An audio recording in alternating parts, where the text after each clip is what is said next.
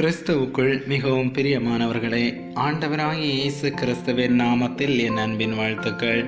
இன்றைக்கு ஆண்டவர் உங்களை பார்த்து சொல்கிறாங்க. ஏசாயா 31 அதிகாரம் 5வது வசனம். பறந்து காக்கிற பட்சிகளைப் போல சேனைகளின் கர்த்தர் எருசலேமின் மேல் ஆதரவாக இருப்பார்.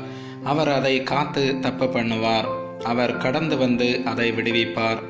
பிரியமானவர்களே, உங்களுடைய பிரச்சனைகள், துன்பங்கள், கஷ்டங்கள் என்ன வந்தாலும், சூழ்நிலைகள் மாறினாலும், பறந்து காக்கிற பட்சிகளைப் போல சேனைகளின் கர்த்தர் உங்களை காக்கிறவராயிருக்கிறார். பயப்படாதேயுங்கள். உங்களுக்கு ஆபத்து வரும்போது கர்த்தரை நோக்கி கூப்பிடுங்கள்.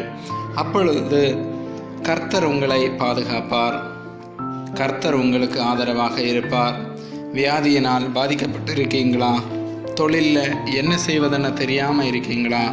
இன்றைக்கு கர்த்தர் உங்களை வியாதியிலிருந்து பாதுகாப்பார். நீங்கள் செய்யக்கூடிய தொழிலில் ஆசீர்வாதம் கர்த்தர் உங்களுக்கு தந்து ஆதரவாக இருப்பார். பொல்லாத சத்துருக்களின் கையிலிருந்து கர்த்தர் அவருடைய சிறகுகளின் அடைக்கலத்தில் வைத்து பாதுகாப்பார்.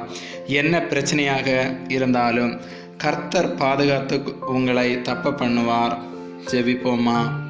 எங்கள் அன்பின் பரலோக பிதாவே, இன்றைய நாளுக்காக நன்றியப்பா. எங்களுடைய துன்பங்கள், சோதனைகள் எல்லாவற்றிலுமிருந்து எங்களை பாதுகாத்தருளும்.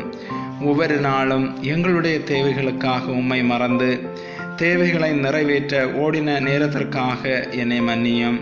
நாங்கள் இப்பொழுது சந்தித்து கொண்டிருக்கிற இந்த நெருக்கடியான சூழ்நிலைகளிலிருந்து பறந்து காக்கிற பட்சிகளைப் போல எங்கள் மேல் ஆதரவாக இருந்து எங்களை காத்து விடுவித்தருளும். இயேசுவின் நாமத்தில் ஆமேன். God bless you.